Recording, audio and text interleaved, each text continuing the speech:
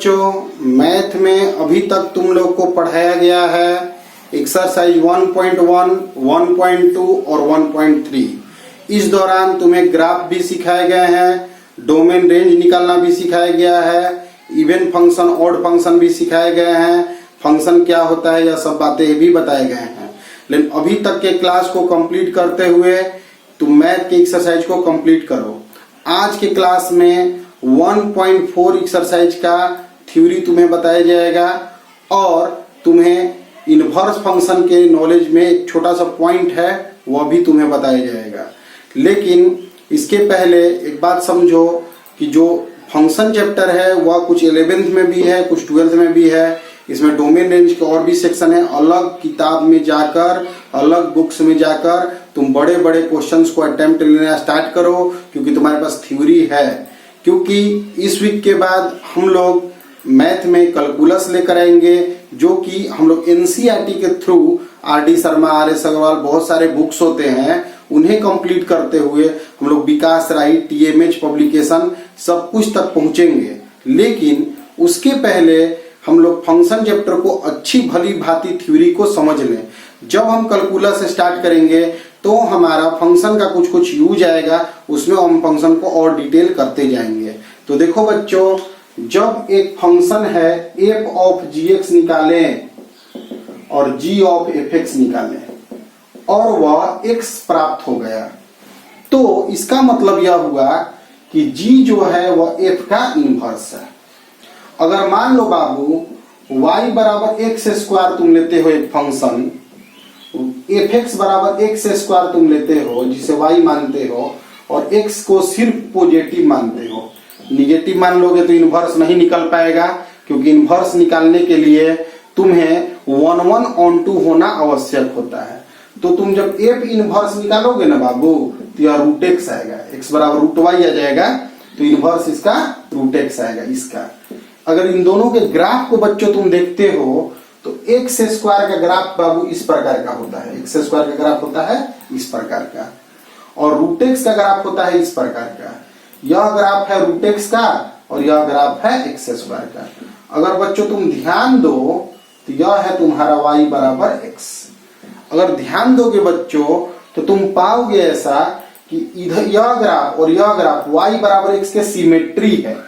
मतलब y बराबर x line के इधर ग्राफ और y बराबर x लाइन के इधर ग्राफ दोनों एक ही जैसा ग्राफ है। तो कोई भी इनवर्स फंक्शन y बराबर x के दोनों साइड एक सिमेट्रिकल फिगर बनाता है। तो इनवर्स फंक्शंस आर सिमेट्रिकल, और बहुत ही स्टार लाइन है, शायद ही कोई बच्चा जानता हो। Inverse functions are symmetrical about y बराबर x। y बराबर x लाइन के सिमेट्रिकल होता है कोई भी दो इनवर्स फंक्शन। तो कभी कभी एग्जाम में डायरेक्ट इनवर्स फंक्शन न पूछकर पूछ देगा कि एक फंक्शन दिया हुआ है और उसका एक ऐसा फंक्शन निकालो जो y बराबर x के सिमेट्री है। तो y बराबर x के सिमेट्री वर्ड जहां भी यूज होगा तो हमेशा जान जाना कि तुम इनवर्स फंक्शन निकालने जा रहे हो। ठीक है बच्चों, तो यह एक छोटा सा बात था इनवर्स फंक्शन के बारे में, तुम लोग इसको नोट कर लेना। तो बहुत ही नॉर्मल सा बात है और 1.3 तक एक्सरसाइज को कंप्लीट कर लोगे। अब हमारा नेक्स्ट टॉपिक आता है बाबू बाइनरी ऑपरेशन। बाइनरी ऑपरेशन के बारे में बच्चों समझो कि बाइनरी मतलब होता क्या है। तो दो, बाइनरी मतलब होता है दो, दो मतलब टू। Binary means to. देखो, जब भी दो मैथमेटिक्स में आ जाओ तो मैथमेटिक्स में एडिशन, सब्सट्रैक्शन, मल्टीप्लिकेशन, डिवीजन, जब भी तुम मैथमेटिक्स में शुरुआत में एप्लीकेशन पढ़े होगे बच्चों, तो तुम पढ़े होगे कि जोड़ना, घटाना, गुना करना, भाग करना। तो इनमें हमेशा दो नंबरों के बीच में ही तुम ऑपरेशन को पढ़े होगे। अगर तुम 3 नंबर के बीच में जोड़ पढ़े होगे, एडिशन पढ़े होगे, तो पहले 2 नंबर जोड़ते होगे तब ना तीसरा में जोड़ते हो। यह ऑपरेशन बाइनरी ऑपरेशन होता है। तो बाइनरी मैथमेटिकल ऑपरेशन मतलब 2 नंबरों के बीच में ऑपरेशन। तो माना कि कोई बाइनरी ऑपरेशन है, मैंने बाइनरी ऑपरेशन हो रहा है, तो कोई भी ऑपरेशन, मैथमेटिकल ऑपरेशन किसी सेट में डिफाइंड होता है। जैसे कि हम एडिशन जो डिफाइन करते हैं, रियल नंबर का एक सेट होता है, बचपन में तो होल नंबर का सेट होता है। तो हम कोई भी नंबर जब हम लोग बाबू ऐड करते हैं, कोई भी नंबर जब हम लोग जोड़ते हैं काउंटिंग नंबर, तो उसमें एक हमारा सेट होता है कि इनके बीच में ही हमको जोड़ना है। तो मान लो ए बी कोई दो नंबर है, दो मैथमेटिकल नंबर हैं, तो इनके बीच में प्लस हो सकता है, माइनस हो सकता है, मल्टीप्लाई हो सकता है, डिवाइड हो सकता है, एलसीएम हो सकता है, एचसीएफ हो सकता है, कुछ भी हो सकता है। इसका स्क्वायर करके मल्टीप्लाई करना हो सकता है, ए प्लस बी स्क्वायर हो सकता है, ए इंटू बी क्यू हो सकता है। दो नंबर के बीच में बहुत तरह का मैथमेटिकल ऑपरेशन हम लोग पा सकते हैं। ए स्क्वायर बटा बी के पावर 5 हो सकता है। दो नंबर के बीच में बहुत सारा मैथमेटिकल ऑपरेशन हो सकता है। तो जब मैथमेटिकल ऑपरेशन होगा तो वह एक दिए हुए सेट में होगा, एक सेट ए में होगा। सेट ए का मतलब कभी भी बाबू हम लोग जब फंक्शन को, रिलेशन को पढ़ते हैं तो सेट आता है वर्ड। सेट क्या है? तो कलेक्शन ऑफ पार्टिकल्स है, डिफाइंड कलेक्शन ऑफ पार्टिकल है। तो नंबर का एक डिफाइंड कलेक्शन है ए। तो ए बी जो हमको चुनना है, ए को चुनना है सेट ए में से, बी को भी चुनना है सेट ए में से। तो ए बी जो चुनाएगा वह कहां से चुनाएगा? तो ए क्रॉस ए में से। तो ए बी को चुनना है ए क्रॉस ए में से। और ऑपरेशन होने के बाद मान लो एक सी नंबर मिल रहा है।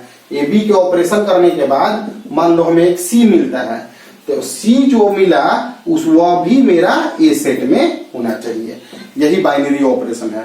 तो एक बाइनरी ऑपरेशन एक सेट ए पर डिफाइंड है। अगर जिन दोनों के बीच में हम बाइनरी ले रहे हैं, जिन दोनों के बीच में बच्चों हम बाइनरी ले रहे हैं, उनको भी सेट उसी से चुनना है और जो आएगा आंसर वह भी उसी सेट में से आना चाहिए। मतलब मान लो देखो, बाइनरी ऑपरेशन तो प्लस माइनस मल्टीप्लाई डिवाइड बहुत सारा बाइनरी ऑपरेशन हो सकता है। तो बाइनरी ऑपरेशन का आप कहोगे साइन क्या है? तो साइन तो प्लस माइनस मल्टीप्लाई हर क्वेश्चन के लिए अलग अलग हो सकता है। तो हम स्टार को बाइनरी मान रहे हैं, इस तरह से एक सिंबल दे रहे हैं बाइनरी ऑपरेशन। अलग अलग बुक तुम कुछ भी अपने मन से दे सकते हो, ठीक है। स्टार मेरा बाइनरी ऑपरेशन है। तो star is defined on set A. Star जो है सेट ए पे डिफाइन करेगा इफ ए बी एलिमेंट हो, सॉरी इफ ए क्रॉस ए से ए तक हो मेरा बाइनरी ऑपरेशन। मतलब जो हमारा पहला एलिमेंट चुन रहे हैं वह भी कहां से चुनना है? ए क्रॉस ए में से। दो जो एलिमेंट चुन रहे हैं और चुनना है ए क्रॉस ए में से, मिलेगा भी तो ए में से, ए में ही मिलेगा तो ही यह ऑपरेशन बाइनरी होगा। तो बाइनरी ऑपरेशन क्या है बाबू? कोई भी ऑपरेशन बाइनरी है तो गिवन सेट होगा। Star is defined on set A if A cross A to A हो। मतलब जो इनिशियल हम लोग जो डोमेन ले रहे हैं वह मेरा ए क्रॉस ए लेना चाहिए, और जो मेरा को डोमेन मिल रहा है, जो मेरा रेंज मिल रहा है, वो भी हमारा ए में ही होना चाहिए। मतलब जो दो एलिमेंट चुन रहे हैं वह भी ए में से ही लेना है, और जो मिलेगा ऑपरेशन होने के बाद वह भी मेरा ए में ही मिलना चाहिए। यही तुम्हारा बाबू बाइनरी ऑपरेशन का सिद्धांत है। जैसे कि एक छोटा सा सवाल, इसको तुम लोग लिख भी सकते हो। इसमें छोटा सा एक सवाल भी होगा कि मान लो बच्चों कि अगर देखो क्वेश्चन है ऑन एन, मतलब नेचुरल नंबर लेना है, मैंने सेट क्या लेना है? Natural number. और ए स्टार बी जो दिया है ए प्लस बी है। तो क्या यह बाइनरी ऑपरेशन है या नहीं है बताना है। तो ए हमको नेचुरल नंबर में से चुनना है। ए कोई भी नेचुरल नंबर 1 2 3 4 5 6 कुछ भी चुन लो। बी भी हमको नेचुरल नंबर में से चुनना है, ठीक है बच्चों। तो ए स्टार बी करोगे तो ए प्लस बी, तो दो नेचुरल नंबर जोड़ोगे तो भी तो वह नेचुरल नंबर ही मिलेगा। दो नेचुरल नंबर को जोड़ोगे तो भी तो वह नेचुरल नंबर ही मिलेगा। इसलिए यह स्टार जो है बाइनरी है। Star is binary operation. देखो कितना शानदार क्वेश्चन है कि कोई ऑपरेशन बाइनरी है या नहीं, क्वेश्चन इस प्रकार दे दिया। तो यानी कि पहला दोनों जो एलिमेंट हम जिन दो नंबरों के बीच में ऑपरेशन करते हैं बच्चों, उनको दिए हुए सेट में से चुनते हैं, और जब ऑपरेशन होता है वह भी जो मिलता है वही इसी में होना चाहिए, तभी यह बाइनरी ऑपरेशन होगा।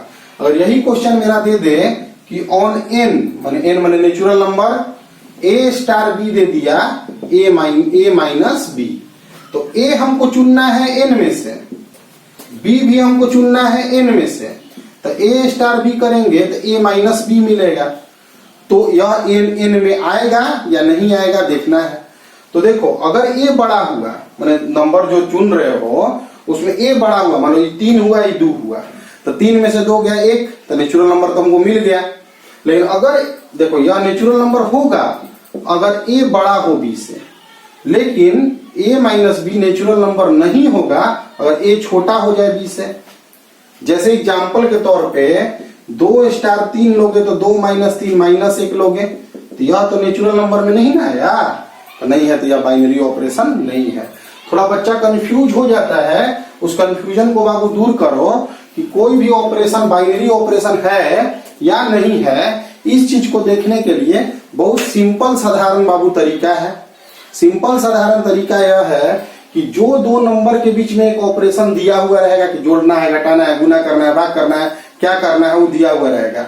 जो दो नंबर तुमको चुनना है वह दिए गए सेट में चुनना है, और जो आएगा वो हमेशा दिए गए सेट में से ही आना चाहिए, तब वह बाइनरी होगा। और अगर नहीं आया तो नॉट बाइनरी, यह बाइनरी नहीं हुआ।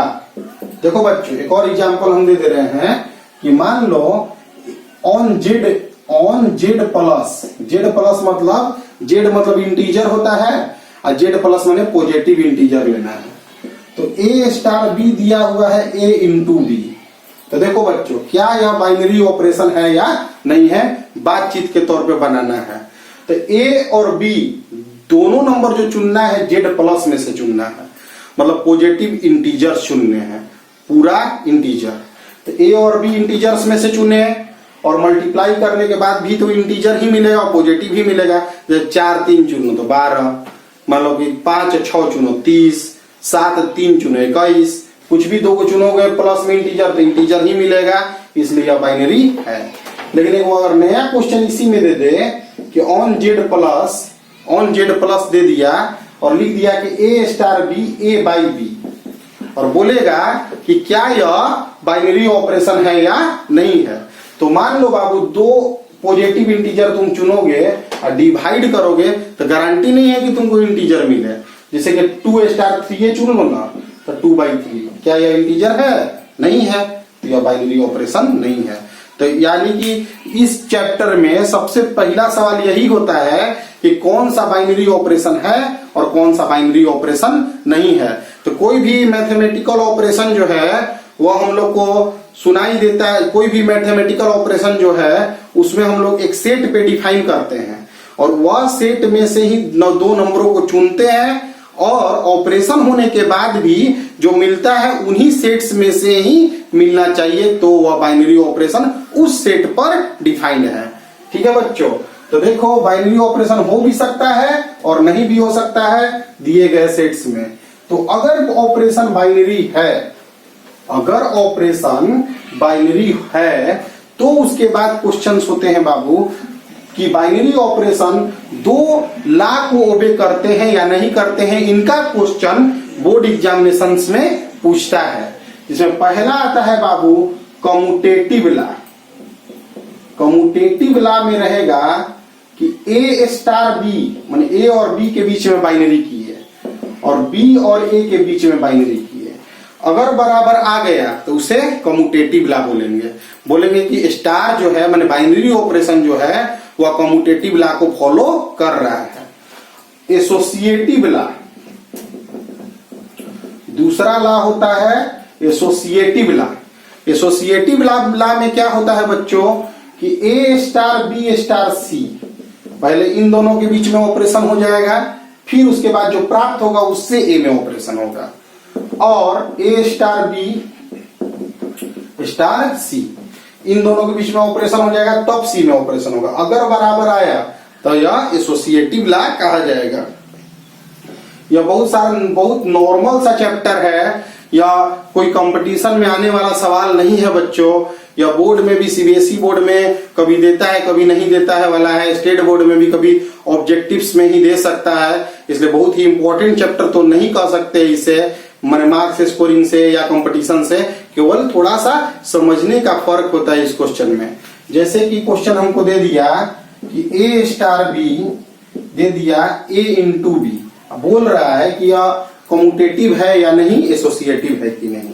तो सबसे पहले तुम फॉर कम्यूटेटिव अगर निकालोगे तो कम्यूटेटिव के लिए तुम्हें करना क्या है, दिया हुआ ऑपरेशन तो तुम्हें है कि A star B A into B होता है और B star A B into A होता है, बराबर है ना यार। ए के बी में मल्टीप्लाई करो नंबर में, या बी से ए में करो, तो ए स्टार बी स्टार ए के बराबर हो गया, इसलिए स्टार इज कम्यूटेटिव। स्टार कैसा हुआ बाबू, कम्यूटेटिव हुआ। अगर इसी क्वेश्चन को एसोसिएटिव बनाना चाहो तुम कि एसोसिएटिव है कि नहीं, देख लेते हैं भाई इसको। तो A star B star C करना पड़ेगा तुम्हें। तो लिखोगे A star B C, B star C क्या आएगा, बी सी।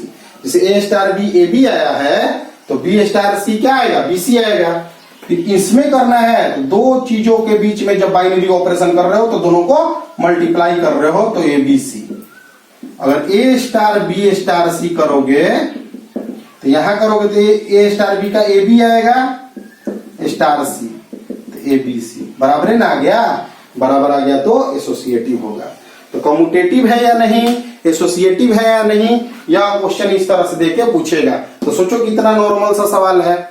तो एसोसिएटिव अभी तक हम लोग पढ़े कि कोई ऑपरेशन बाइनरी है या नहीं है, फिर अगर बाइनरी है या नहीं, बाइनरी है तो उसके बाद आता है क्वेश्चन कम्यूटेटिव है या नहीं है, फिर उसके बाद आता है एसोसिएटिव है या नहीं है। तो यह क्वेश्चन देख रहे हो। इसके बाद एक और क्वेश्चन हम एग्जाम्पल के तौर पे तुम लोग को बता देते हैं, ध्यान दो बच्चों। जो भी एग्जाम्पल्स कराए हैं उन्हें नोट भी कर सकते हो तुम, ध्यान दो बच्चों। ए स्टार बी दिया हुआ है ए इंटू बी का स्क्वायर, बोल रहा है कि क्या यह क्वेश्चन कम्यूटेटिव है या नहीं है। तो फॉर कम्यूटेटिव, अगर तुम कम्यूटेटिव के लिए देखते हो तो तुम लिखोगे A star B A into B का स्क्वायर, और बी स्टार ए लिखोगे तो बी इंटू ए का स्क्वायर, क्योंकि कम्यूटेटिव का मतलब ए बी के जगह को पलट देना है। तो ए बी के जगह को पलट दिए तो यह आया, तो A B square B A square के तो बराबर नहीं ना होगा। डिफरेंट नंबर के लिए A B square B A square के तो बराबर नहीं होगा, यानी कि ए स्टार बी नहीं बराबर हुआ बी स्टार ए के, इसलिए star is not commutative. Star जो है कम्यूटेटिव नहीं हुआ। ठीक है बच्चों, फिर आते हैं हम लोग एसोसिएटिव, कि कोई भी चीज या ऑपरेशन एसोसिएटिव है या नहीं। तो हम लोग लिखेंगे ए स्टार बी स्टार सी। अब तुम जानते हो कि बी स्टार सी तो बी सी स्क्वायर होगा, जैसे A star B A B का स्क्वायर है तो B star C B C का स्क्वायर होगा। अब इन दोनों के बीच में स्टार है तो ए इंटू बी सी स्क्वायर का स्क्वायर, तो ए बी स्क्वायर सी के पावर 4, यह आ जाएगा। फिर एसोसिएटिव में तुमको यह टर्म निकालना पड़ता है, ए स्टार बी तो ए बी स्क्वायर करोगे और इन दोनों के बीच में ऑपरेशन करना है, तो पहला तो सीधे लिखा जा रहा है और दूसरा का स्क्वायर प्रोडक्ट में आ रहा है। यह फिर से बराबर नहीं आया बाबू, तो star is not associative, star is not associative, यह एसोसिएटिव भी नहीं है। तो आज हम लोग पढ़े कि बाइनरी ऑपरेशन में कि कौन सा ऑपरेशन बाइनरी है, कौन सा ऑपरेशन बाइनरी नहीं है, कौन सा ऑपरेशन कम्यूटेटिव है और कौन सा ऑपरेशन एसोसिएटिव है, इन सब के बारे में आज हम पढ़े। तो एक बात ध्यान दो बच्चों, ध्यान पूर्वक अगर चीजें समझें तो एक सेट में बाइनरी ऑपरेशन का डिफिनीशन होता है या नहीं होता है। तो उसमें हमारा क्वेश्चन यही होता है बाबू कि अगर हम पढ़ रहे हैं तो कोई भी दो नंबर को दिए हुए सेट में से ही चुनना है, उनके बीच जो ऑपरेशन हो रहा है वह भी ऑपरेशन होने के बाद उसी सेट में ही प्राप्त होना चाहिए। हर एक बार तो वह ऑपरेशन बाइनरी ऑपरेशन होगा। अब हम अभी तुम लोग को पढ़ा है, अब इसमें क्वेश्चन जो है वह हम अगले क्लास में कराएंगे। एक छोटा सा टॉपिक है बाबू, periodic function. Periodic function F X plus T बराबर एफ एक्स। एक एफ एक्स एक फंक्शन है, y बराबर एफ एक्स एक फंक्शन है जो हर एक टी टाइम के बाद अपने आप को रिपीट कर दे रहा है। हर एक टी टाइम के बाद अपने आप को रिपीट कर दे रहा है, मतलब दोहरा दे रहा है। तो उस फंक्शन को हम पीरियोडिक फंक्शन कहते हैं। कोई भी एक फंक्शन हर एक टी पीरियड के बाद, टी के बाद अपने आप को दोहरा दे तो उसे हम पीरियोडिक फंक्शन कहेंगे, और उस टी को फंडामेंटल पीरियड कहेंगे। जो मिनिमम पॉसिबल पीरियड है उसे हम लोग फंडामेंटल पीरियड कहते हैं। पीरियड तो उन्हें लंबा लंबा भी दोहरा सकता है, लेकिन जो सबसे छोटा पीरियड होगा वही फंडामेंटल पीरियड कहा जाता है। एग्जाम्पल के तौर पे बच्चों एक ध्यान दो, ग्राफ को ध्यान दोगे अगर तुम, या साइन एक्स का ग्राफ हम खींचे हैं बच्चों, 0, 2 पाई, 4 पाई, 6 पाई, 8 पाई। यहां से यहां तक देखो बच्चों कि हर एक 2 पाई के बाद फंक्शन अपने आप को दोहरा दे रहा है। तो यहाँ पे हर एक 2 पाई इसका फंडामेंटल पीरियड होगा।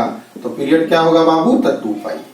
तो फंडामेंटल पीरियड क्या है कि एक फंक्शन अपने आप को बार बार रिपीट कर रहा है, तो एक स्मॉलेस्ट इंटरवल जिसके बाद रिपीटेशन हो रहा है, उस स्मॉलेस्ट इंटरवल को हम पीरियड बोलते हैं, और फंक्शन को पीरियोडिक फंक्शन कहते हैं। यह बाबू साइन एक्स का ग्राफ है। और इसी पे अगर हम मोड लगा दें तो फंक्शन मेरा इस प्रकार का बन जाता है। याद करो बच्चों, फंक्शन मेरा इस प्रकार साइन एक्स का मोड का बन जाता है।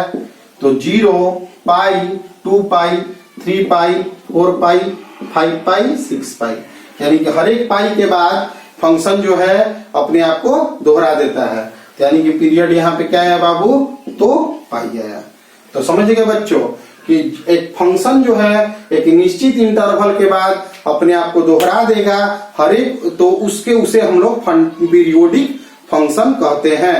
और पीरियोडिक फंक्शन में हमारा जो स्मॉलेस्ट इंटरवल होता है जिसके बाद फंक्शन अपने आप को दोहरा रहा है, उसी को हम लोग फंडामेंटल पीरियड कहते हैं। जो साइन एक्स के लिए 2 पाई आता है और साइन एक्स के मोड के लिए पाई आता है। तो किसी भी फंक्शन का अगर पीरियड नोन हो तो उसके आगे पीछे जोड़ा, घटाया, मल्टीप्लाई किया हुआ चीजों का भी पीरियड सेम होगा, मतलब निकाला जा सकता है। याद रखना बच्चों, थोड़ा ट्रिग्नोमेट्रिकल कॉन्सेप्ट के यूज हो जाएंगे, जो कि अभी 11th क्लास में तुम लोग ट्रिग्नोमेट्री पढ़े होंगे, बहुत सारे बच्चों को याद नहीं होगा, इसलिए हम उतना डिटेल नहीं जा रहे हैं। जैसे फंक्शन एफ एक्स है, फंक्शन उसका पीरियड टी है, तो एफ एक्स प्लस माइनस कुछ नंबर जोड़ भी दोगे तो पीरियड पर कोई प्रभाव नहीं पड़ेगा। अंदर में भी एक्स को जोड़ दोगे तो पीरियड को कोई प्रभाव नहीं पड़ेगा। कुछ मल्टीप्लाई भी कर दोगे तो पीरियड को कोई प्रभाव नहीं पड़ेगा। कुछ डिवाइड भी कर दोगे तो पीरियड को कोई प्रभाव नहीं पड़ेगा। केवल एक्स के साथ अगर कुछ मल्टीप्लाई कर दोगे तो टी बाई मॉड की, यानी पॉजिटिव नंबर से यहाँ पे डिवाइड होता है। यही पीरियड का रूल है। कुछ एग्जांपल्स देके तुम्हें समझा दे रहे हैं। जैसे कि मान लो साइन एक्स का पीरियड बाबू तुम 2 पाई जानते हो। अगर कोई तुमसे पूछ दिया कि साइन एक्स प्लस माइनस 3 का पीरियड, तो 2 पाई ही होगा।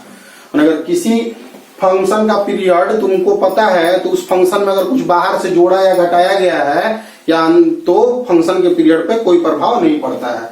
और दे दिया तुम्हें x plus minus pi by 4, तो भी पीरियड पर कोई प्रभाव नहीं पड़ता है। अगर 3 साइन x दे दिया तो भी पीरियड पर कोई प्रभाव नहीं पड़ता है। अगर साइन x बाई 2 दे दिया तो भी पीरियड पर कोई प्रभाव नहीं पड़ता है। अगर साइन 3x दे दिया, यानी x के साथ मल्टीप्लाई हो गया, तब पीरियड 2 पाई बाई 3 होगा। जो बच्चे सोच सकते हैं घर पे सोचेंगे कि ऐसा क्यों हो रहा है, लेकिन बाकी बच्चे ध्यान दें, अभी फिलहाल के लिए याद रखेंगे। एफ एक्स बराबर 3/2 sine x plus pi by 6 minus 20 period बताना है। पूरे फंक्शन में साइन का पीरियड है, कुछ मल्टीप्लाई है, डिवाइड है, अंदर जोड़ा गया है, बाहर घटाया गया है, कोई फर्क नहीं पड़ता है। साइन का पीरियड होता है बाबू 2 पाई। पीरियड क्या रहेगा? 2 पाई। ठीक है बच्चों। अगर मान लो fx बराबर दिया गया है 4 sin 5x माइनस 5/6 प्लस 10, इसका पीरियड बताना। बाहर मल्टीप्लाई, बाहर जोड़ना, अंदर जोड़ना घटाना से कोई फर्क नहीं पड़ता है, केवल x के साथ 5 मल्टीप्लाई है तो पीरियड यहां पर होगा 2π/5। यह तुम्हारा पीरियोडिक फंक्शन का कुछ कॉन्सेप्ट्स हुए। तो धीरे धीरे करके जो बुक्स में नहीं दिए हुए हैं उन कॉन्सेप्ट्स को भी हम धीरे धीरे बताते रहेंगे, जिसके कारण एनसीईआरटी के थ्रू ही सही तुम्हारे पास नॉलेज एकत्रित होते रहे। तो अब हम आगे नेक्स्ट वीडियो में, नेक्स्ट क्लास में एक्सरसाइज 1.4 के क्वेश्चंस को कराएंगे।